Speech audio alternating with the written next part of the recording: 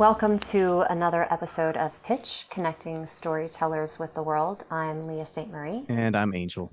And today's guest is Geoffrey Calhoun, best-selling author of The Guide for Every Screenwriter and creator and host of the Successful Screenwriter Podcast, and whose bio on IMDb says that he's an accidental screenwriter. Why don't you tell us a little bit about that?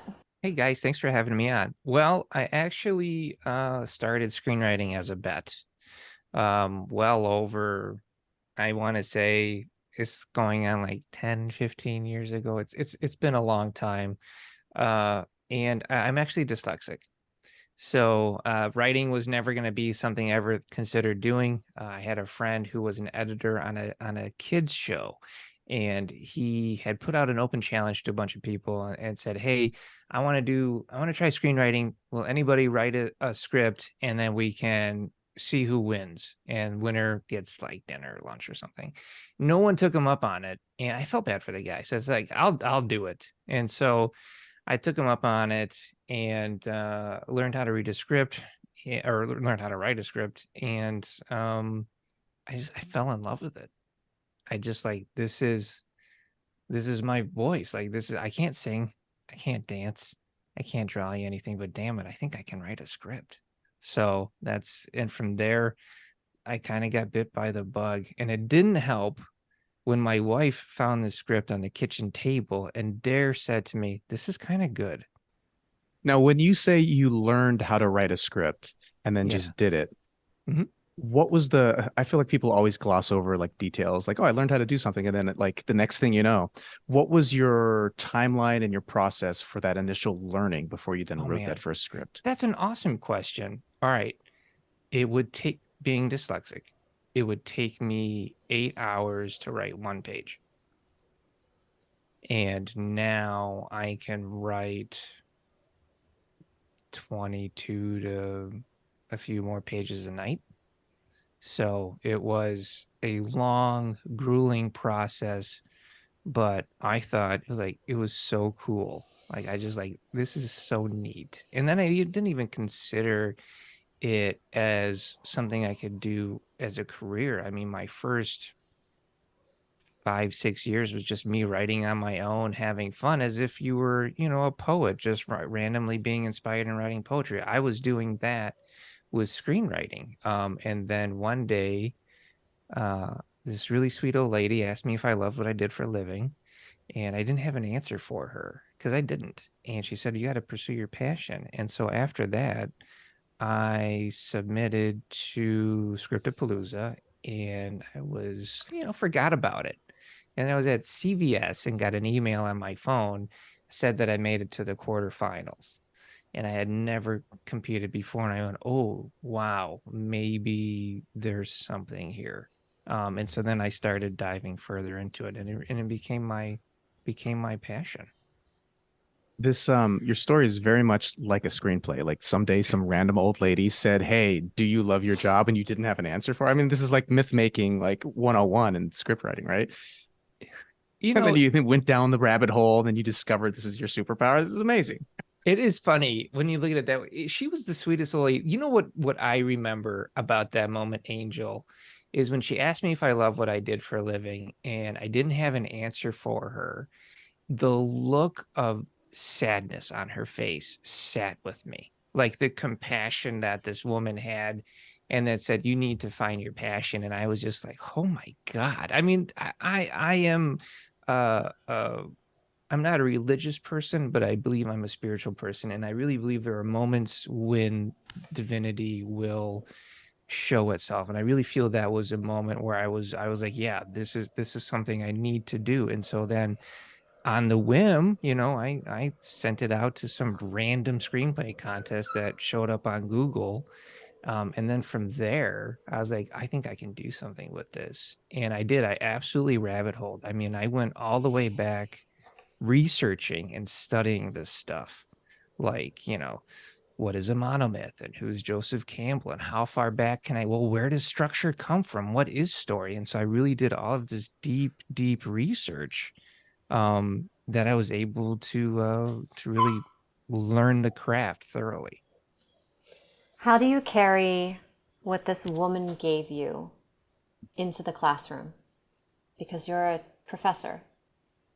I am a screenwriting instructor, so I'm not a professor, but I mentor screenwriters as well. And how do I carry it into when I'm teaching? Really from a compassionate point of view. See, when I first started screenwriting, and I'm sure you guys will appreciate this, it was brutal. People were mean, and they would give you feedback telling you, you should not do this. This is not for you. And in fact, some feedback I got when I started early on was, you probably shouldn't be a screenwriter. And when I mean, it hit me really hard when I heard that. And so I went to a bar with my friend, and I don't drink, but it was where we were at. And we were at the bar, and I was like, maybe this isn't for me, man. Maybe I shouldn't be doing this. I mean, yeah, my wife thinks it's good, but she does love me. She's a little, partial towards me, and maybe I shouldn't do this. And he's like, no, you're good. And I'm not kidding you. At that moment, a Wookiee walked through the front door, followed by stormtroopers, and then people dressed up in Star Wars robes in a bar. And I'm like, what the hell is going on? Because people know, like, I'm a huge Star Wars fan. And yes, you look for signs, right? But when they start playing the Cantina theme and you're at the bar and you find out it's a random Star Wars night that you didn't know existed, you start going, okay, maybe I'll stick this out a little bit longer.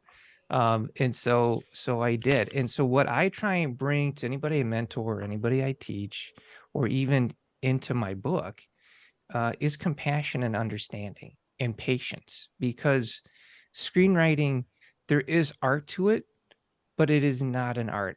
It is a craft. And as a craft, anything you do craft wise, it takes time to learn it. It takes practice, or what I say, time, talent, and tenacity. It takes time. Talent can be crafted, and tenacity is you not giving up and quitting. And if you have all three of those T's, you will make it as a screenwriter. And so that's really kind of that compassion and understanding and support is what I bring. It's why I do the show. It's why I do the podcast. It's why I've got the website. It's just kind of like part of my calling as a screenwriter. What's the breadth of time between writing this for your friend and where you are now? Just to give the audience a sense of, okay, I've been hammering away at this for like 5 years. Do I give up? No. Okay, I'm 45. I want to say close to 20 years. Close to 20 years. Been taking it seriously maybe 10. I mentioned a friend of mine who was a PA on a set that I was producing on asked me, how long should I anticipate until I quote unquote make it? And I said, well, you got to put in at least 7 solid years. Yeah. And her face, oh my goodness, her face just fell, because that's almost half of her life, right? Right. So she can't fathom sticking with something that it would take that long. But because you so aptly said that screenwriting is a craft, it's something that you get better at. And so my next question to you, since the nature of this podcast is pitching, what elements go into a good pitch? I think that, like we've said before, is you're pitching yourself more than you're just pitching the work. I mean, it's important to have a good, solid, 3-minute pitch. It's important to have great comps. It's good to have your material and be able to grab the audience. But I really think it is important to know who you are. It is important to be able to pitch yourself. And I mean, they even say it's important to know your own story and why you are there in that room at that moment. It can't be because I wrote a cool script. It can't even be because this concept is great. It has to be, I wrote this script because, I'm a dyslexic screenwriter, and it was important for me to be able to reach out to that niche of people. And through this character, we're able to explore their journey of struggles and success. You have to be able to bring that personal touch to it. And I think that's important also because you're hitting them on a human level as well. It's not just I'm here to to take from you what you can give. It's yours. I'm here to offer to you what I can do and who I am. And that kind of mental choice of what kind of value you can provide opens doors for you in the industry. How much of what you implement in your own writing, in your own career, and then what you are mentoring people to do is branding yourself as a specific genre of writer? I'm a bit on the outskirt here. Most people, most screenwriting gurus and such will tell you to pick a genre and stick with it. And I just don't like that. I don't agree with it. I know. Good. Thank you. As I say, I know that I can be quite on the outskirts of that choice, but when you really look at this industry and you look at how genres come and go, if you are a romantic comedy writer, but things in the world are pretty good and you don't see a lot of war and famine out there, rom-coms aren't really selling. And so you're out of work. If you're only writing, vampire movies and zombies are huge, you've got a problem. So I really tell my students and people I mentor, like, be able to branch out of your genre, really study other genres, see what makes them tick, pick several movies from them and break them down. I mean, I watch a ton of film, and mostly it's just because I'm studying. I'm learning how they did it. I'm learning the mechanisms that they use and the particular types of notes they hit. I mean, every story is a story. Genres have very specific beats, and so for me, I get kind of geeky about, ooh, how can I do that? How can I break this? And it's pretty fun. So yeah, I say really be able to break outside of your comfortable genre. Now, if you're comfortable in a genre like horror and you're a great horror writer, that's great. Now move into horror comedy. Now move into comedy. Now move into a rom-com. So you can step your way into that new genre. I want to circle back to you mentioning Cannes because a lot of our listeners wonder what festivals can do for them at the script stage. And I think that there are several things that a festival can do for you, like the connections, but there is a way in which you make the festival work for you. Can you give us some of your experience and tips on that? If you're going to go to you guys have amazing questions. This is awesome. I never get my brain picked in this way, so this is fun for me. Oh, good. If you're a screenwriter and you're like, I am taking this to the next level, this is happening, I recommend you either become a hyphenate, so a screenwriter producer, where you start looking at producing your own work. And, that is learning a whole new skill set, but it is a way to really start opening your own doors.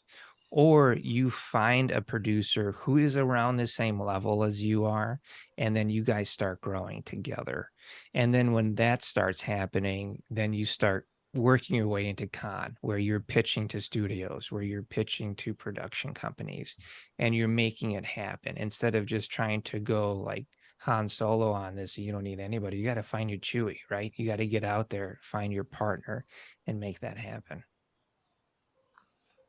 Since you're not necessarily super strict about genre as a screenwriter, and even for your students and people you're mentoring, what is your process then for story, and is it consistent? Like, do you always start with character? Do you always start with concept? What are the first few steps that you find like you always work with?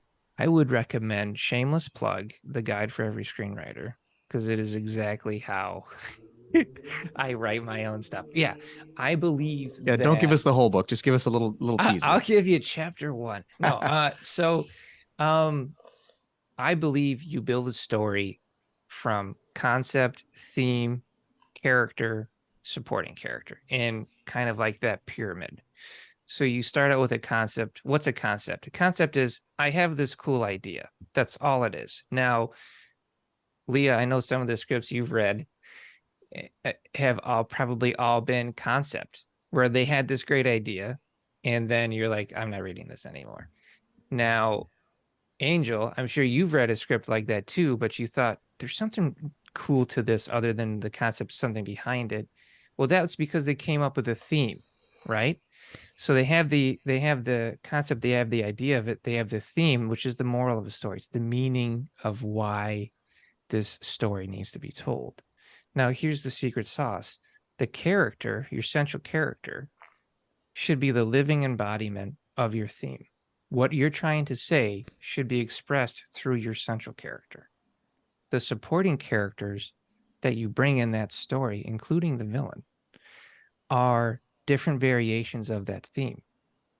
And they thematically also kind of reveal the inner layers of your central character as they go through their journey. Your villain will be the antithesis of your theme. And so by doing all of that, you set yourself up for a story with depth. This is amazing. Mostly, first of all, thank you for working that through in such detail. This is amazing because of all the people who get the itch and the ambition to actually sit down and write a screenplay, which is great. That's the first step. To the people who actually turn out consistently scripts and stories that are engaging and fun for a reader and then potentially an audience. I feel like this is the path that I've come to discover in the scripts that I like and the scripts that I work on, is that there are these few elements that everything germinate from: concept, theme, and then things grow from there. And I feel like those are missing in a lot of people's education because, everybody has a computer, everybody can sit down and write, and they've all seen movies and television. So the trap is like, well, I've seen it, I like it, of course I can write it, but then there's these building blocks. You kind of have to do a little bit of work and massaging to figure out, what are the building blocks upon which a story is actually built. And this is, in my opinion, close to what a lot of people I've read and studied have said. So thanks for breaking that down. Oh, yeah, pleasure. thank you. But you didn't just write a screenwriting book. You started as somebody who was very hungry for this new craft and you wanted to explore and fine tune. So when you were first starting out, for our listeners who are also in that same spot, what resources did you find that you would recommend and that maybe you still find value in? Well, or like books or movies or it's great. Mentors, whatever. No, it's a great question, because the whole point of me writing the guide for every screenwriter is I don't believe in one source of information is the source. You will find that, like, there's a lot of writers are Save the Cat writers, or they are the writer's journey, or they're some are the screenwriter's Bible, like almost like the vision of camps. And I don't believe in that. I believe that everybody has tools and you can take those tools and put them in your own toolbox. So when I wrote the guide for every screenwriter, I very specifically wrote it as a reference guide, where I promote other people's books and say, if you want more on this, you can find that in, Chris Vogler's The Writer's Journey, which is, I think, is a great place to start, because he adapts Joseph Campbell's Hero of a Thousand Faces. I'm sorry, guys, I'm getting nerdy on you. Heroes from a Thousand Faces. Nerd out, please. No, this is that's a great book. It is. It's fantastic. It's a textbook, though, really. Yeah. And what he did is Campbell broke down the monomyth, where over religions and myths of all races and cultures all had very similar journeys of their hero. And so he broke that all down. And now what Vogler did specifically for Disney is he put out a memo. And back in the day, it was huge. I got faxed everywhere, if that tells you how long ago it was. I just had him on my show. He's such a pleasure. And he talks about how you can adapt the hero's journey into screenwriting, into making films. And so he ended up taking that thesis and he turned it into The Writer's Journey. So I think The Writer's Journey is a really great place to start, because it can give you a lot of depth.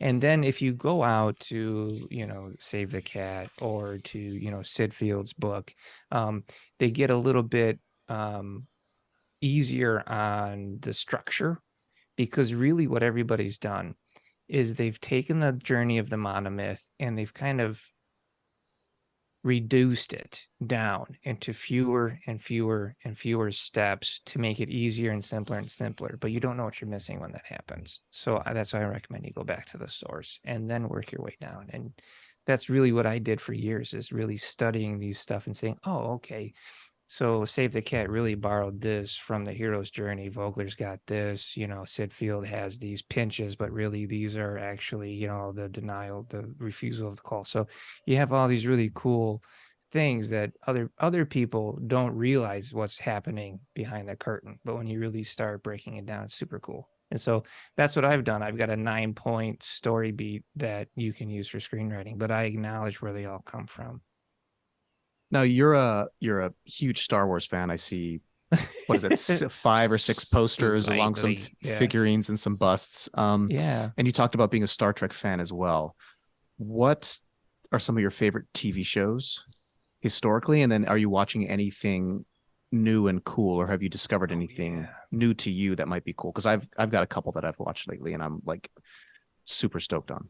Yeah, I mean, I think The Mandalorian really, really saved the Star Wars IP because it had drowned out in theaters. What happened was they were providing too much content too fast, and the audience was being overloaded, and they're like, we really don't want this much Star Wars. So they pulled back and started going to long form narrative, which is fantastic. So that way you get introduced to this cool character, cool cultures, and you get to follow them through that large arc, which is awesome. So I think The Mandalorian has done an incredible job with that. Star Trek wise, and it doesn't have to just be Star Trek. It's like anything, really. Angel, we're going there. Okay, let's do it. We're going there. Star Trek wise, my wife and I really love Below Deck, which is an animated show, and it's a comedy. And so it takes something that is usually sci-fi serious and it flips the genre into sci-fi comedy, which is really hard to find, let alone pull off. And we're rolling every time we watch that. So I think Below Deck is quite brilliant. But if I want to go on the serious side, I think Picard and how they were able to really sum up these characters over this long career they've had was really touching at the end of Picard. Very cool. I want to ask a kind of follow-up question to that, which is, who are some of your favorite screenwriters? Oh my gosh. Christopher McQuarrie, I think, is really so good. Yeah, absolutely incredible. And really looking at where he started and the fact that, he went into producing and then directing and doing the Mission Impossible movies. And what I really like about him is that he will start with a concept that is inspired by a location. So he'll travel all over, and then he'll be like, oh, I'm really inspired by this location. Then he'll start building a concept around that particular scene, which I think is so cool. So it's a really neat way of doing it. Jonathan Nolan, I think, is absolutely incredible and kind of flies under the radar. I think he's super underappreciated. Just as a writer. Yeah, absolutely brilliant. I mean, as a showrunner, you look at Westworld and you're like, what? I mean, to pull off, spoilers, guys, but season 1 is 2 different timelines played within the same season, which is like impossible to do and fool an audience, and they crushed it. But everybody talks about his brother and the directing, which is great, but his brother's best movies are the ones that Jonathan wrote. So I think Jonathan Nolan is just, absolutely brilliant. I have a fun question to ask. Okay.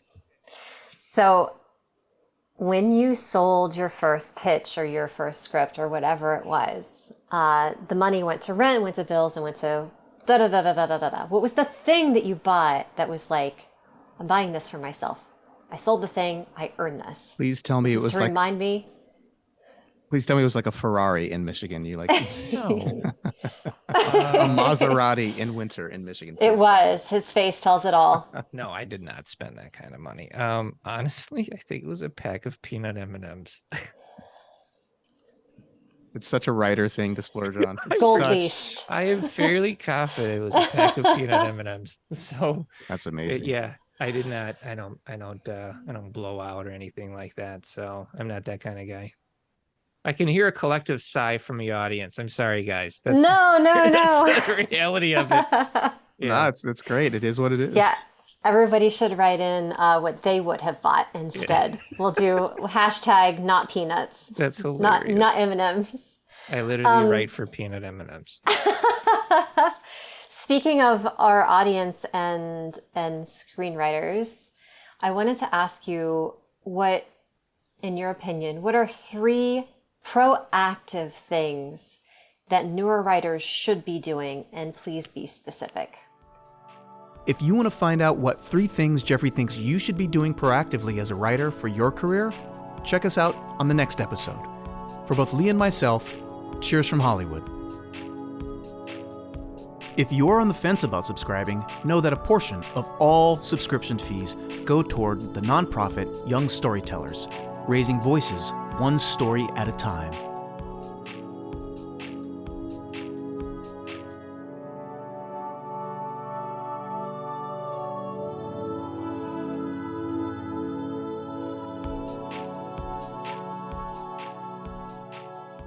We here at Pitch support and stand in solidarity with the members of the WGA and everyone supporting their current fight for fair compensation and their rightful place in the future of film, television, and streaming content production. Head over to WGA.org to find out more and how you can support as well.